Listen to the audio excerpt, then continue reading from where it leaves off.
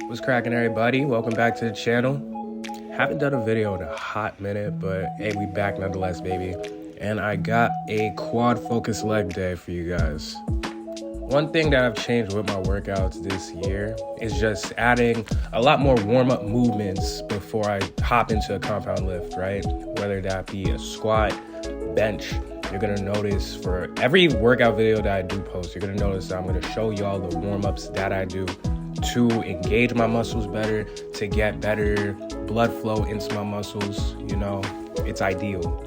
And it helps with just performance, and we don't want to get injured out here. All 2023, we want to be healthy, a clean bill of health.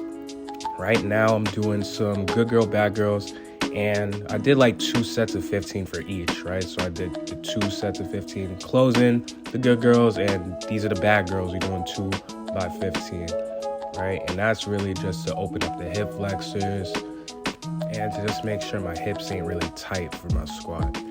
Right after these, we busted out some of these, the dead bugs, and this just helps me engage my core a lot better, helps me get everything aligned. This is an overall great stabilizer movement for the whole body, specifically the core, your back muscles, your spine too. Like if you got back problems, like in my case, I got a herniated disc, and I started doing these once I had got that injury, like it was about a year ago really.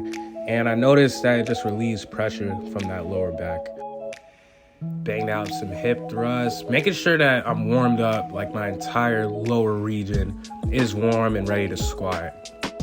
Another gem I'd like to throw on y'all, in case you do got lower back pain, or perhaps you also have a herniated disc, we're herniated disc twins, try doing front squats rather than doing like traditional back squats, because your load is in front of you. Number one, it forces you to stay up straight, so you're engaging your core a lot more and you're engaging your quads a lot more, and it's just less pressure on your back in general. Because when I did herniate my disc, I couldn't squat. I literally couldn't do a lot of stuff for lower body other than front dumbbell squats. That's what I noticed didn't really irritate my back as much, and I was still able to make some gains with that. So just a little gem, you know what I'm saying? I forgot who put me on to doing leg extensions before you start squatting, like a real light load, and you bang out like 3 by 15 with something light. It just hits so much differently squatting now, just with the more blood flow into the quads. Definitely try that out. I forgot who put me onto it, but now we're just opening it up. We're getting ready. This is a tradition right here. Opening up the hips, making sure we straight. And today I didn't really go too heavy, right? I just stuck to 135. I still warmed up with the bar. It's like 95 pounds up to a plate. And I just stuck with this for about 3 by 8. Now, a lot of people with front squats, they can't front squat the way I'm doing it right now. Like, check out my wrist. Like, I'm really different. Like, my wrist could go all the way back without irritation. That doesn't work for a lot of people. So you could try the cross grip.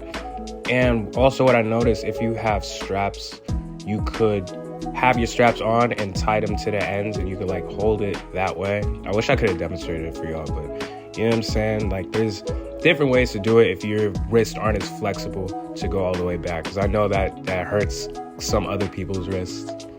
But again, it also matters how much load you have on the bar and how strong your wrists really are, really, because with me, I've front squatted 2 plates for about 4 without too much irritation in the wrists, but I'm always mindful when I'm doing front squats. That's why I didn't really go too heavy today with them.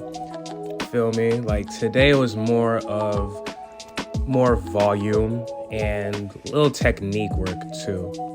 Like I told y'all before, like I like to take some days where it's mostly technique work. We're still like lifting, right? But we're not like on some Larry Wheels type of time. Like we're just mainly getting our technique down, really honing our skill. Like step ups, for example, are a big sleeper movement. I don't see a lot of people do step ups, and they're a great exercise to target your quads, and you don't need too much load to get benefit out of them, right? You could do them body weight for like 12 reps and you're still gonna feel a burn and contraction into your quad. And I like these too because it translates to other aspects of training. Say if you're about to squat heavy and you notice that you're not too stable under your load, what these do, because it's a unilateral movement, right? I'm using one side of my body. It's gonna train you, stabilize your muscles, right? And you're just gonna be overall stronger and more stable. So think of it as a 2-for-1 exercise. I followed this up with a superset of another movement. So it was a 4x10 with both of them. I forgot the name of it, like the original name for it, but we're just gonna call it a single leg get up. And I'll demonstrate that. I'll have the whole workout as far as sets and reps in the description if y'all want to try this out.